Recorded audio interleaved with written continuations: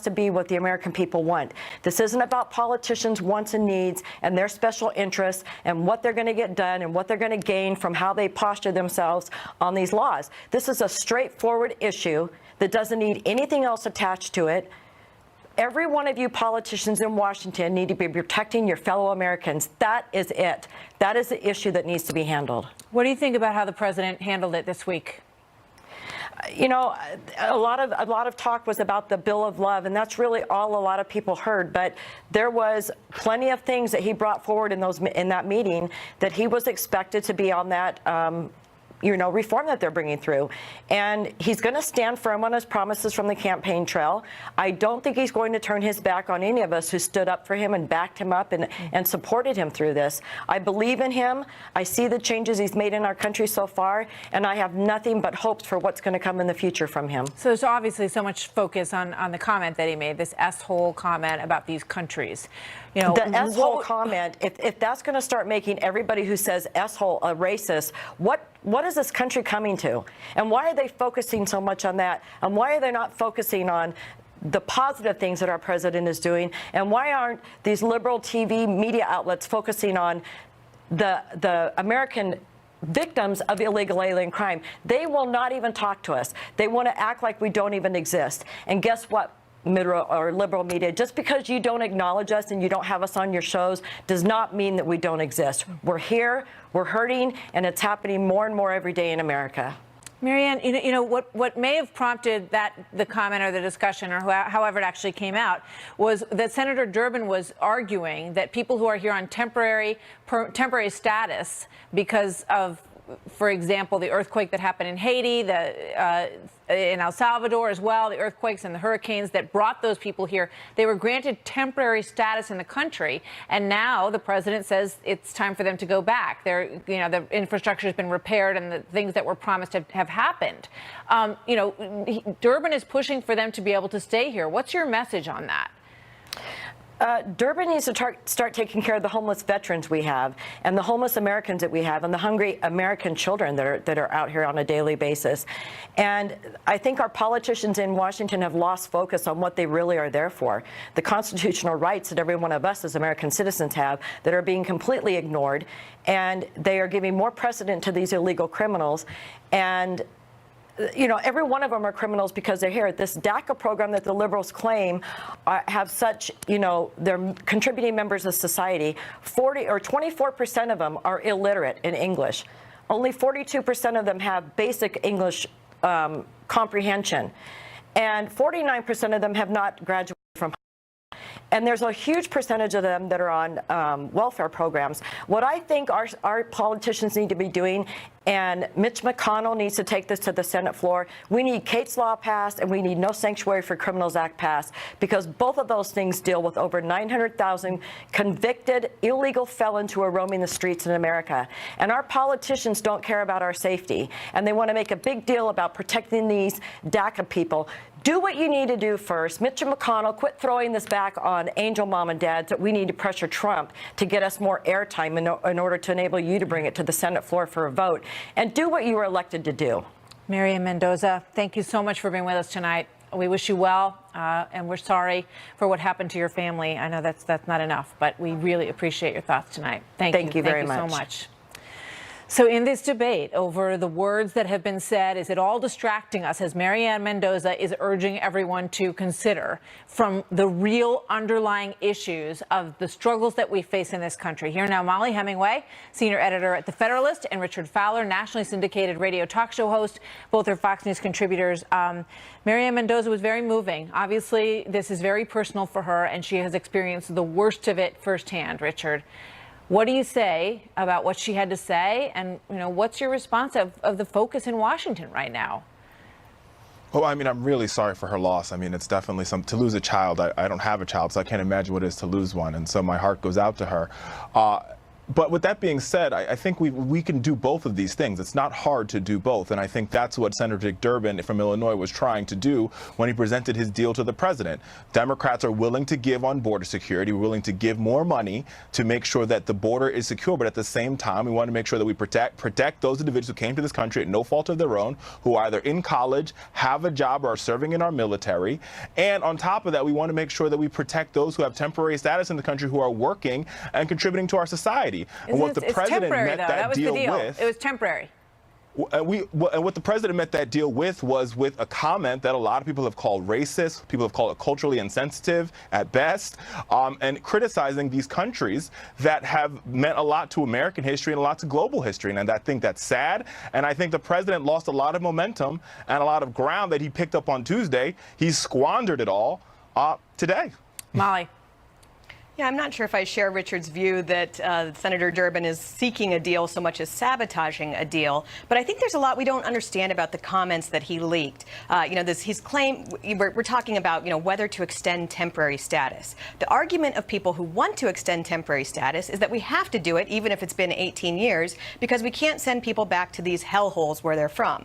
And yet the people who want to end the temporary status are supposedly referring to these countries as these places that are horrible. It doesn't quite make sense. It also doesn't make sense because Donald Trump's big push from our current incoherent immigration policy is to merit-based immigration, where you judge people based on their skills, their education, their language abilities, their chance for success in this country. And of course, that doesn't matter where you come from if you're being judged on merit. So I don't think we have a full understanding of what the president's comments were. I mean, it's bad language, but it doesn't really match with what his overall policy is. But most importantly, like your first guest said, this is just ridiculous. I mean, people will do anything to keep from talking about our problems with our immigration policy and how to fix it. And it's really getting disgusting for a lot of people to watch. All right, I got to leave it there.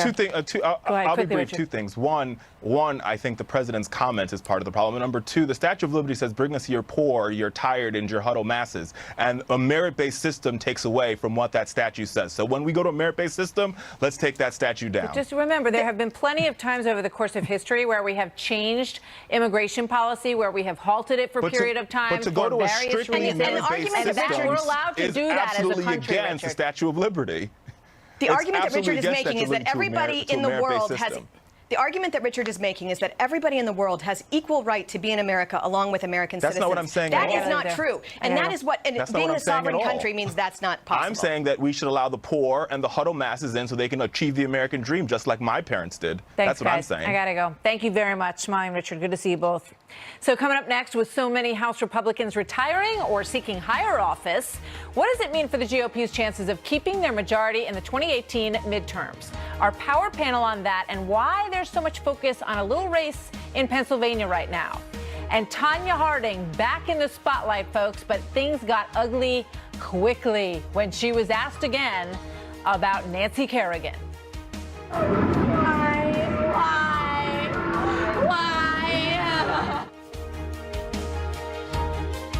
It has been quite a week, but there is perhaps no more really pressing issue for this White House in 2018 than keeping majorities in the House and Senate when it comes down to it.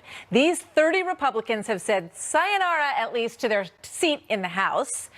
Democrats only need to take 24 seats to regain control of the House, which of course would dramatically change the entire rest of the Trump presidency. Thus, the intense interest in the White House in Pennsylvania's District 18's upcoming special election. So everyone's going to be there next week. The president's going, Mike Pence is going, and others.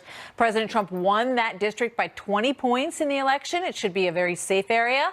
But after the Alabama experience, there is no desire to repeat that. And the president will head there to support the Republican candidate Rick Saccone over his Democratic opponent Connor Lamb. So here now, Ned Ryan is the former White House staffer under President George W. Bush, one of them, and his CEO, not the only staffer, there were others, CEO of American Majority, and Chris Darwald is Fox News Politics editor, of course. Jessica Tarlov is author of America in the Age of Trump and a Fox News contributor. So, Mr. Starwalt, we begin with you because you know every one of these districts and why they are or are not important. So this ought to be a very safe area. But why are they going to be spending so much time there next week? Well, because they want to break the notion. Those retirements you mentioned are a factor, yes, of the fact that the climate looks bad for Republicans. It's going to be a tough year. Probably if the election were held today, they'd lose more than 40 seats, I imagine. But they want to change that narrative. And the way you change that narrative is say, look, we can win. We can defend these seats. This is not going to be a rout. We're going to fight for you. And the message in Western Pennsylvania is we're going to hold these seats. We're going to hold the line. And it's supposed to telegraph across the country to other Republicans. And do you think they'll be successful?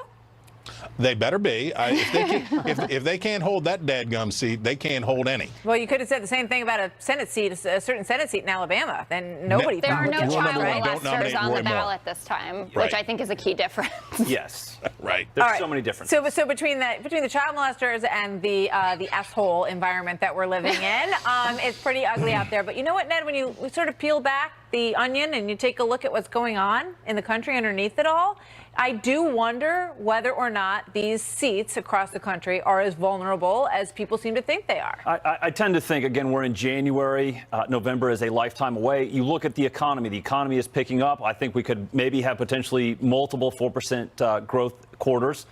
We could see a market that hits 27,000. We just saw 150 companies give bonuses, I think, in the neighborhood of $3 billion. People vote with their pocketbooks. And I know that there's this theme that people are saying this could be a Democrat wave in 2018. Typically, the party in the White House loses seats.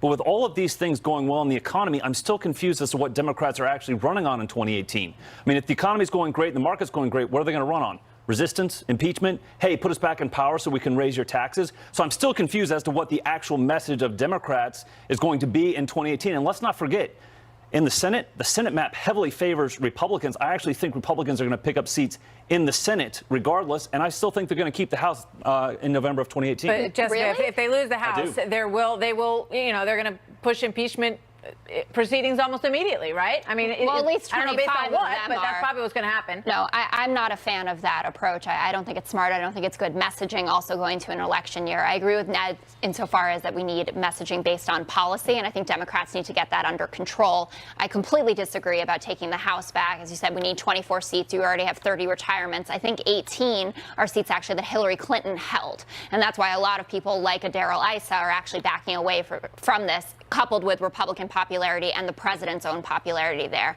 But returning to Pennsylvania's 18th, I don't actually see Connor Lamb winning there already. I think it's a 12-point lead for Saccone. But what I do think is really interesting is that Connor Lamb came out 5 days ago and said that he wouldn't support Nancy Pelosi for a leadership position anymore. And I believe that that's going to be a trend, especially for younger Democrats coming up. We've heard a lot about how it's time for a change and that we need younger, new, more progressive leadership. So I think he might be leading the way there, a la Tim Ryan from the Leadership Challenge last year. So that's what I think is important there. We're tight on time. Unfortunately, we got to leave it there. Thank you very much, you guys. Thanks, Good to see Martha. all of you tonight. Thanks so Happy much. Friday. You too? So still ahead, an explosive report says the Obama administration saved the life of a top Iranian terrorist responsible for the deaths of hundreds of our troops. Did they protect him to help secure the Iran deal? The Obama administration is pushing back hard on this idea. They're saying it's not true. Former Navy SEAL Rob O'Neill and Marie Harf, who worked to negotiate that deal, hash it out on the story coming up next.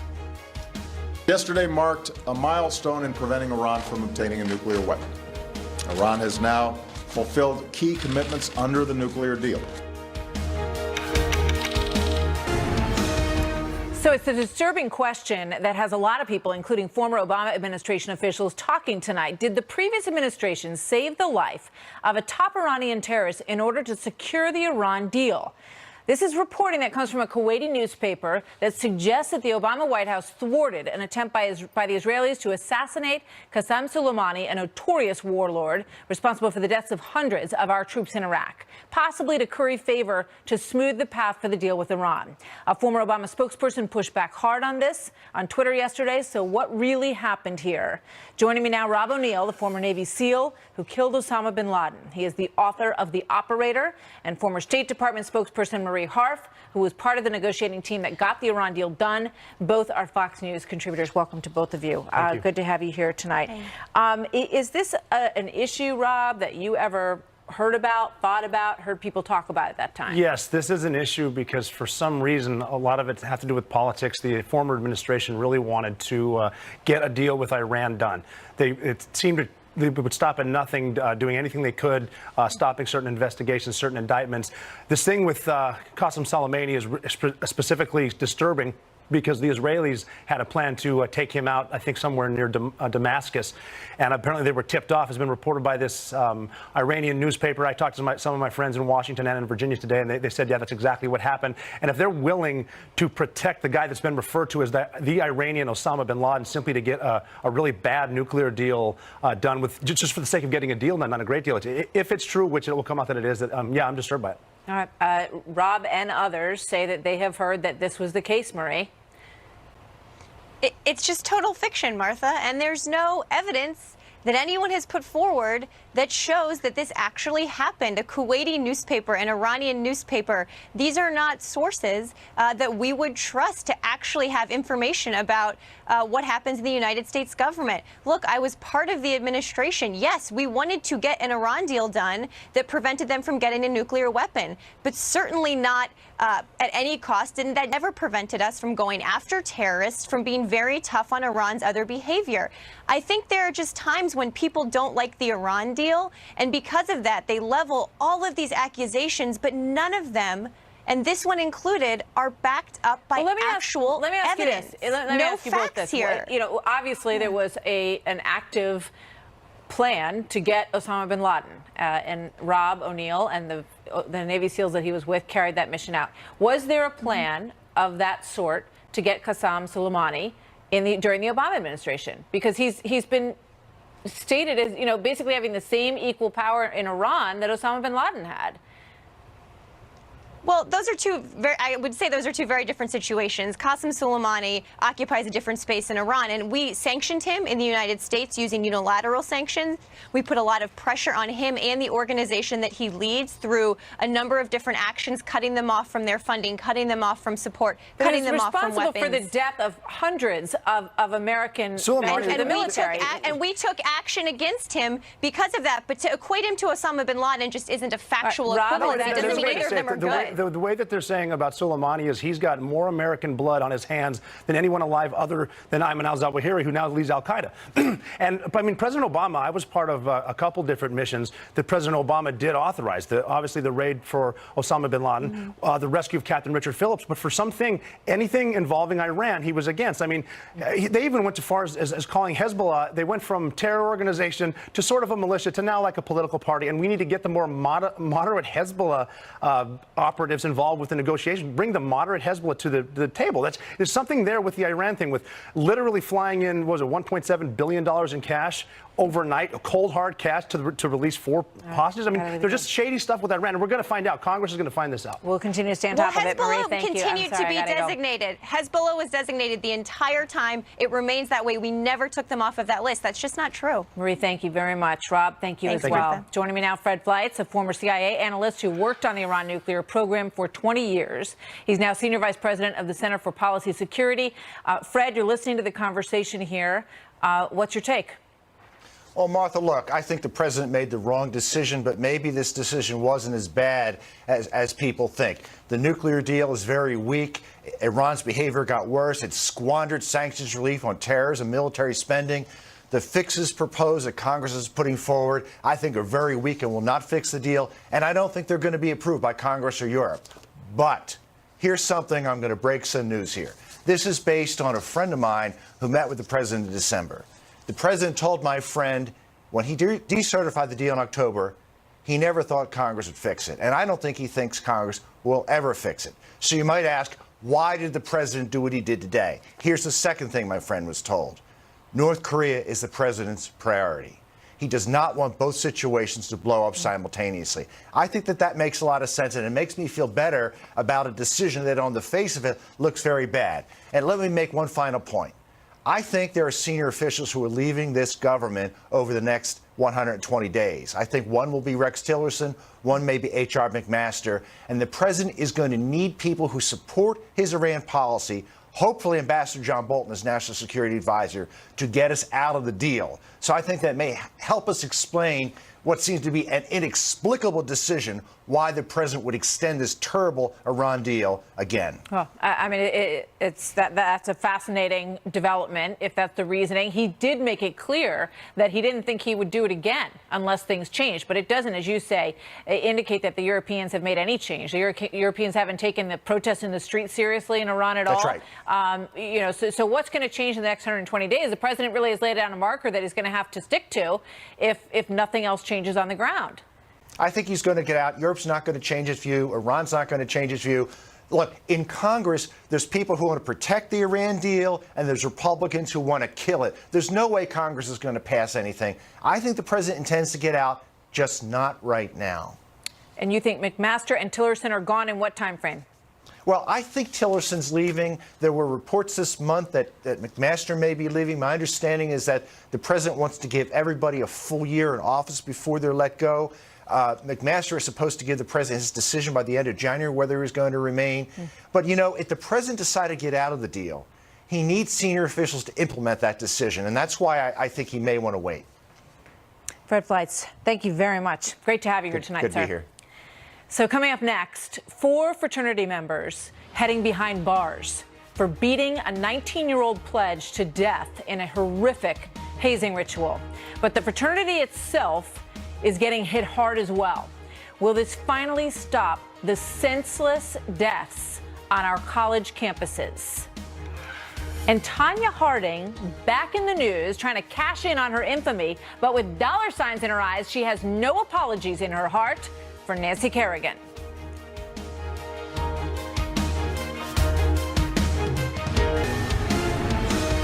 As many as 6 college students lost their lives in the last year in alcohol-fueled hazing rituals. We've covered Tim Piazza's case closely here on this story, and his fraternity brother's fate is still undecided. But now in another similar case, 4 fraternity members will go to jail in the death of Baruch College freshman Michael Dang. In what could be a pivotal judgment, his now former frat brothers will spend as much as 2 years behind bars for what they did to him. Trace Gallagher is live in our West Coast newsroom with the backstory tonight. Trace? Martha, this case is being noted as an example of prosecutors now being much more aggressive in pursuing criminal charges in deaths related to hazing. This case is also unique because legally it went after both fraternity members and the fraternity itself, Pi Delta Psi. In December of 2013, Baruch College freshman Chung Deng, who goes by Michael, collapsed after taking part in a ritual called the glass ceiling, a gauntlet meant to represent the plight of Asian Americans, where pledges are blindfolded and wear a backpack filled with sand while being confronted by fraternity brothers. The grand jury report said Michael Deng was being defiant and resistant, and so fraternity members forcefully and repeatedly hit him and knocked him to the ground, in some cases running directly at him with their heads down from 15 feet away. Michael Deng fell unconscious. The fraternity members considered getting an ambulance but thought it would be too expensive. So instead, they changed his clothing and tried to revive him. Google wake up. The 19-year-old died the next day. In all, 37 people faced charges. The 4 fraternity members facing the most serious charges were all sentenced to between 1 and 2 years in prison. And the fraternity itself was banned in Pennsylvania for 10 years. In her ruling, Judge Margarita Patty Worthington called this the most troubling case in her 19 years on the bench. She also noted the dangers of hazing by pointing to a case this program has covered extensively, the death of 19-year-old Tim Piazza, who after a pledge night of drunken partying fell numerous times, including down a flight of stairs, and never regained consciousness. In the death of Michael Deng, Pi Delta Psi released a statement saying its members feel shame and dishonor that fraternity brothers could be so callous and inhumane. The fraternity is also appealing the judge's decision, saying the national chapter should not be conflated with the actions of individuals. Martha. Trace, thank you very much. So there is also new information tonight on the case that Trace just mentioned, the Tim Piazza case. The Pennsylvania Attorney General's office now taking over the manslaughter case against 12 former members of the Beta Theta Pi fraternity after the former prosecuting attorney claimed that he had a conflict of interest and couldn't go forward with the case. They did not specify what that conflict might be, but the state's attorney general has promised to conduct an independent review now. That review could lead to charges being dropped or increased or changed against all of those individuals. So stay tuned as we follow that. Piazza, as you remember, died in February of 2017. 17 of his so-called brothers have been charged with involuntary manslaughter and tampering with evidence originally. Police recovered deleted surveillance video showing Piazza given 18 drinks in under 90 minutes. Later that night, he tumbled down an entire flight of stairs, hitting his head. No one called an ambulance for 11 hours. And hours after her primetime special aired, Hollywood's new darling, Tonya Harding, is experiencing yet another fall from grace.